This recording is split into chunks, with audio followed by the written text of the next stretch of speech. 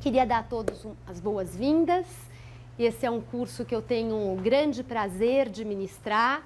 Eu tenho ultimamente me dedicado à pesquisa sobre o século XIX, então também fico muito instigada por todo um movimento de renovação da historiografia que tem acontecido com muito vigor a respeito da América Latina no século XIX.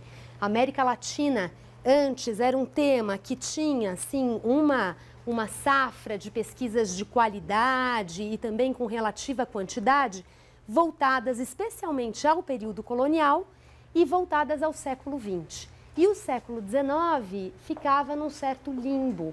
O século XIX era frequentemente apresentado como aquele século das independências e depois das independências de uma história de impossibilidades, da impossibilidade da formação dos estados nacionais, da impossibilidade da modernização, da impossibilidade da república, ou seja, uma história de crises, de fracassos e de frustrações. E o Simão Bolívar, de quem eu vou falar um pouquinho antes de encerrar essa aula, era tomado como um arauto desse diagnóstico, já que ele próprio terminou a sua vida, depois de anos lutando pelas independências da América do Sul, bastante frustrado com o desfecho das coisas. E ele termina a sua vida a caminho do exílio, ele resolve se retirar da vida política e morre em um momento de bastante ceticismo em relação às possibilidades de construção de uma nova ordem na América. Então, tudo isso realmente marcou a historiografia ao longo de muito tempo e as interpretações reiteravam essa visão de que os estados nacionais no século XIX enfrentaram problemas sérios das mais diferentes ordens, por exemplo, em relação às brigas internas, às guerras civis, às disputas entre elites regionais que se confrontavam, e essas disputas impediam a centralização do poder.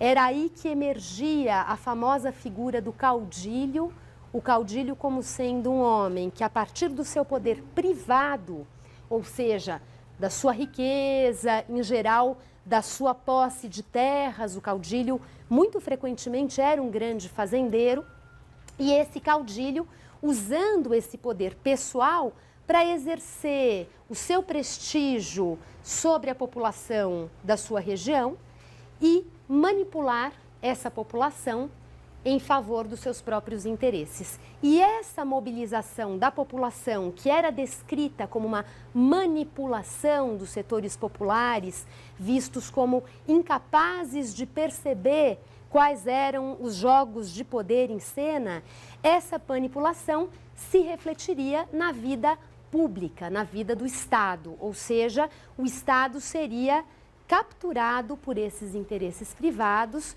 e seria, então, subordinado a interesses exclusivamente privados. Ou seja, esse Estado era incapaz de desenvolver um projeto de nação, um projeto público, um projeto de modernidade e um projeto de república.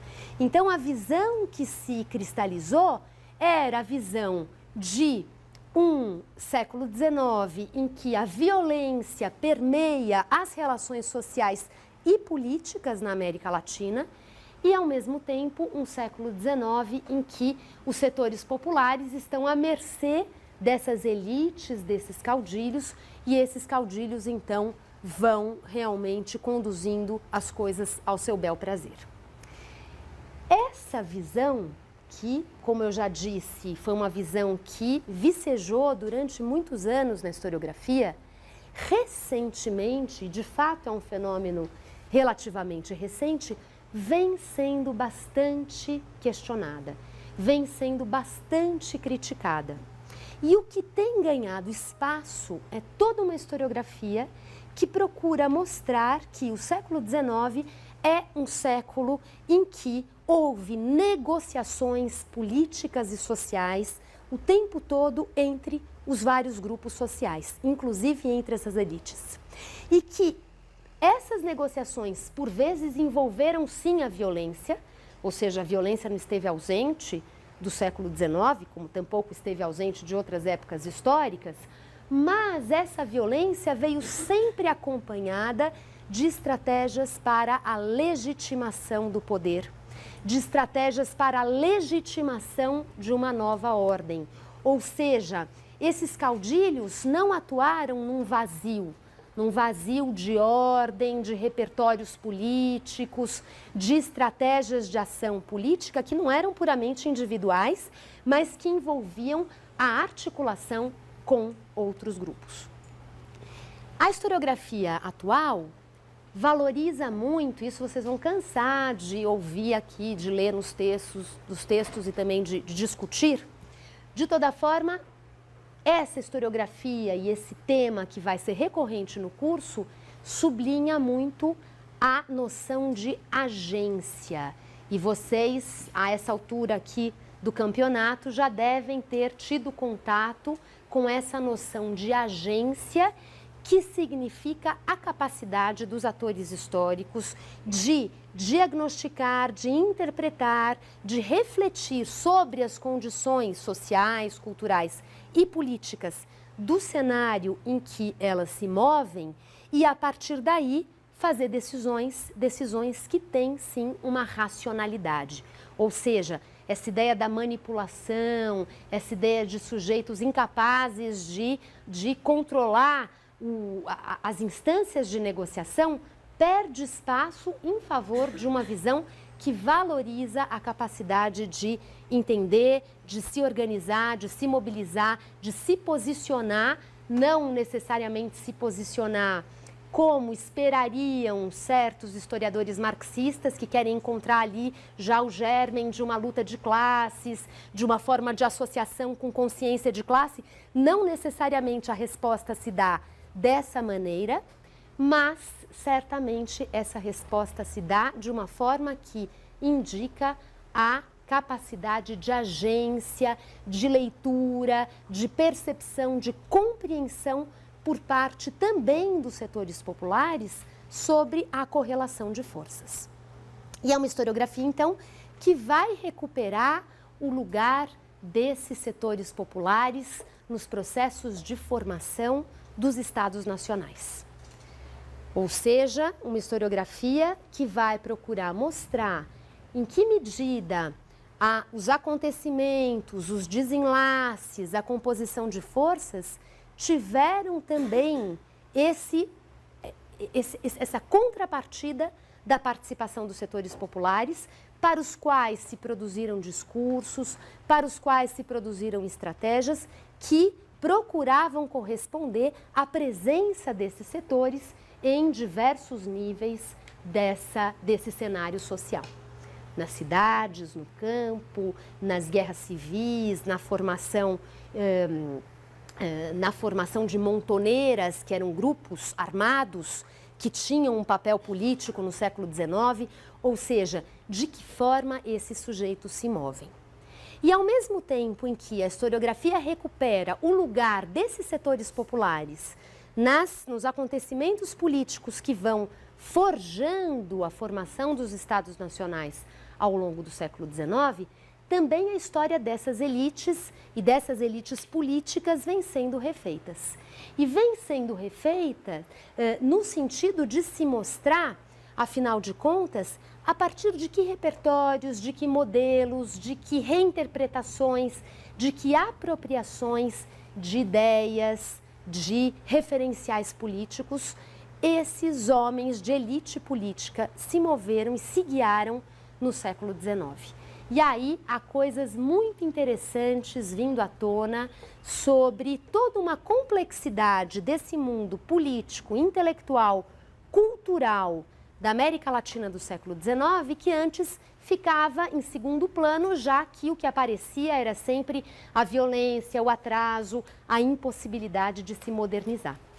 Uma discussão que vai permear o nosso curso é sobre as condições em que essa modernização se dá, as condições em que essa modernização vai acontecendo. Uma modernização que o tempo todo se compara com a Europa.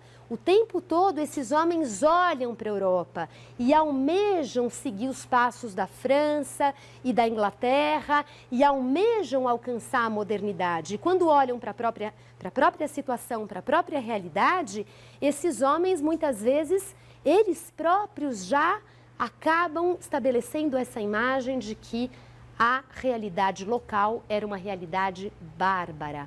O tema da barbárie, a ideia de barbárie, atravessa o século XIX, ela é uma chave para se entender o que somos nós, o que é esse ambiente e o que é a Europa. A barbárie se opunha à ideia de civilização. E a civilização estava fora daqui, especialmente na Europa não ibérica, na Inglaterra e na França, especialmente no século XIX. Portugal e Espanha são, depois das independências, deixados por muito tempo realmente de lado como países que pudessem oferecer qualquer solução para a formação dos Estados Nacionais latino-americanos. Isso só vai ser revisto no final do século XIX. O nosso curso vai terminar nesse ponto, quando as relações, especialmente entre a América Espanhola e a Espanha, começam a ser revistas e começam a ser revalorizadas.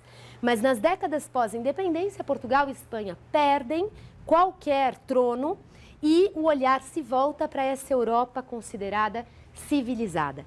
Então, esses sujeitos históricos, ao mesmo tempo em que constatavam que na Argentina, no México, no Peru, prevalecia a barbárie em oposição à civilização, ao mesmo tempo em que eles constatavam isso, eles estavam fazendo parte de um movimento de receber as coisas, receber informações, ler jornais, trocar cartas, receber revistas como a Revue de Deux Mondes, que era uma revista francesa importante do século XIX, que trazia, digamos assim, um certo retrato cultural e político do mundo. Essa revista chegava aqui. São homens, portanto, que se colocam nessa conexão com um mundo agora em aberto, um mundo que não era mais um mundo colonial, um mundo em que havia uma certa liberdade de circulação de ideias, de pessoas e também daquilo que eu vou chamar aqui ao longo desse semestre de suportes da comunicação. Esses suportes da comunicação que faziam circular as ideias são especialmente os suportes impressos, ou seja, os jornais, as revistas e os livros. E o século XIX é um século de explosão da produção impressa. A imprensa de Gutenberg já existia há muito tempo, mas o século XIX é um momento em que essa imprensa se massifica. Ela realmente vai assumir escalas industriais e essa circulação de impressos vai ganhar novas proporções, ou seja, esses homens aqui na América Latina, de alguma forma, participaram desse ambiente de uma certa aceleração da circulação de impressos, de ideias, de informações, e isso pautou a construção dessa modernidade que, embora esses próprios sujeitos fizessem a constatação com frequência de que aquilo não era modernidade, aquilo era barbárie, era o avesso da modernidade, apesar disso, nós historiadores vamos agora procurar recuperar de que forma, de alguma maneira, esses estados e essas sociedades vão se modernizando ao longo do século XIX. São anos esses do pós-independência de pobreza, são anos em que o tesouro nacional desses estados recém-fundados está realmente em uma situação bastante precária. A guerra de independência na América Espanhola durou anos, destruiu colheitas, destruiu populações, desorganizou muito as coisas. Foram, portanto, movimentos de confronto, de violência e de uma impossibilidade de que a vida econômica seguisse normalmente, que teve reflexo no período posterior. Então, esses estados sofrem com a penúria econômica nos anos pós-emancipação e, por outro lado, são anos em que as coisas vão aos poucos se reacomodando, há continuidades em relação ao período colonial, há coisas que vão entrando, que vão ganhando força, justamente porque não se trata mais de um mundo colonial, os tempos são novos e existe um horizonte em aberto que não está dado pelo período colonial, ou seja, nós vamos trabalhar com esse velho tema da história, que é o das permanências e o das rupturas, o das mudanças e o das continuidades que vão reorganizando as sociedades na América Latina do século XIX. Nós começamos hoje com uma apresentação do curso, uma breve introdução, e na semana seguinte nós teremos uma primeira aula sobre as guerras de independência hispano-americanas. Eu vou privilegiar aqui sempre a Hispano-América, já que vocês têm história do Brasil em outras disciplinas e então, como nós temos muito assunto para pouco tempo, eu vou deixar o Brasil de fora. Sempre que possível, podemos fazer comparações e referências, mas o curso vai se centrar na história da América espanhola. Não vou falar dos Estados Unidos também, porque é uma tradição praticamente que os cursos aqui sejam de América Latina e hoje, por sorte, existe a disciplina optativa de História dos Estados Unidos, então vocês conseguem também complementar. Os Estados Unidos vão aparecer aqui sempre nas relações com a América Latina, né? Mas não será um curso que envolva a história dos Estados Unidos. Bom, então essa primeira aula vai ser uma apresentação geral desse cenário das guerras de independência, com muita informação, com realmente um quadro das dinâmicas, algumas comparações.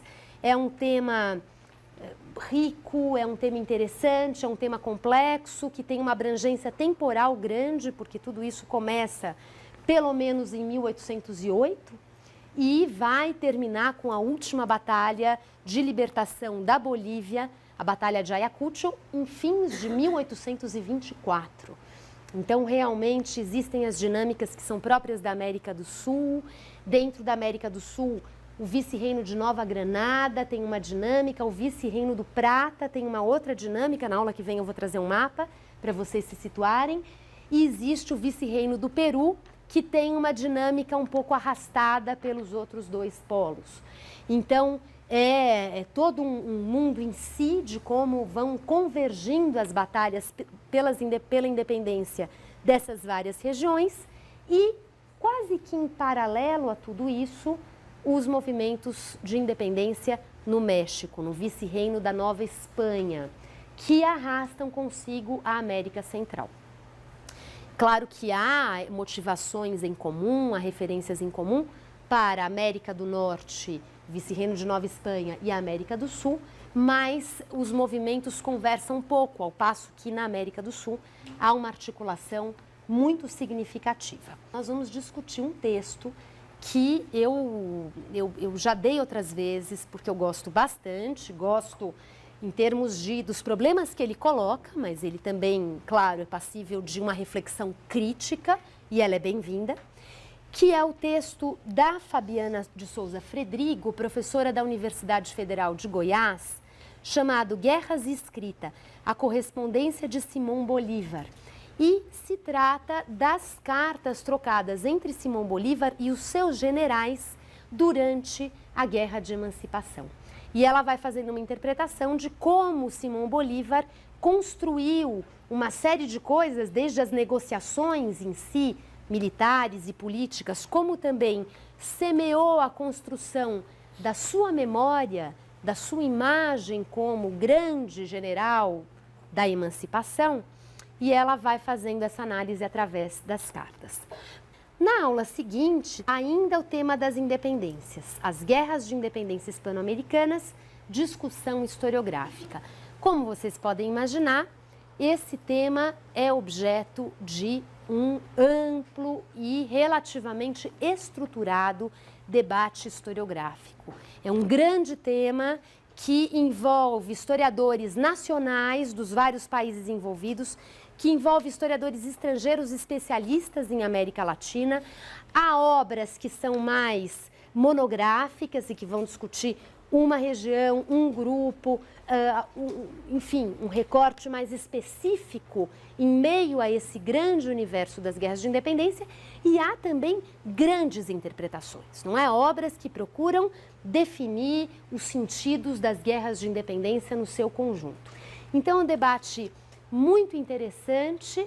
Não é para todos os temas de história da América que nós temos isso, porque temas que são mais nacionais ou que são regionais, muitas vezes mobilizaram historiadores locais que fizeram uma discussão sobre esse tema, mas você não tem especialistas espalhados pelo mundo que se dedicaram a ele e que ajudaram a constituir um debate de mais repercussão. Então, a gente vai oscilar entre momentos em que a historiografia é mais pontual e outros em que ela realmente, digamos que se pronuncia para um público de interlocutores maior, que é o caso aqui das guerras de independência. Então, eu vou fazer uma apresentação desse debate e na segunda parte, de novo, peço voluntários ou voluntário, pode ser uma pessoa, podem ser mais, para fazer a problematização de dois textos. Um do José Luiz Romero e Luiz Alberto Romero, eles organizaram uma coletânea de documentos primários das independências. E essa coletânea se chama Pensamento Político da Emancipação, obra que foi publicada em 2 volumes pela Biblioteca Ayacucho. Já ouviram falar da Biblioteca Ayacucho? Ninguém? Não? A Biblioteca Ayacucho, já ouviram falar do Ángel Rama, que é um crítico literário uruguaio que tinha um intercâmbio muito grande com Antônio Cândido, esteve várias vezes na USP, mas faleceu nos anos 80. Hoje existe na Letras até um centro Ángel Rama, em homenagem a ele. E o Ángel Rama tem toda uma história como editor no Uruguai, editou revistas importantes, era uma figura assim do debate intelectual das esquerdas no Uruguai, uma figura muito importante. E quando houve a ditadura no Uruguai, ele deixou o Uruguai e foi morar na Venezuela. E na Venezuela ele organizou uma grande coleção de livros conhecida como Biblioteca Ayacucho. E essa coleção antes era assim uma coisa rara, porque a nossa biblioteca tinha um exemplar de cada livro e esses exemplares não circulavam. Faz pouco tempo, 2 anos talvez, esses livros todos foram digitalizados e estão acessíveis na internet, tá? Então toda a Biblioteca Ayacucho está agora digitalizada.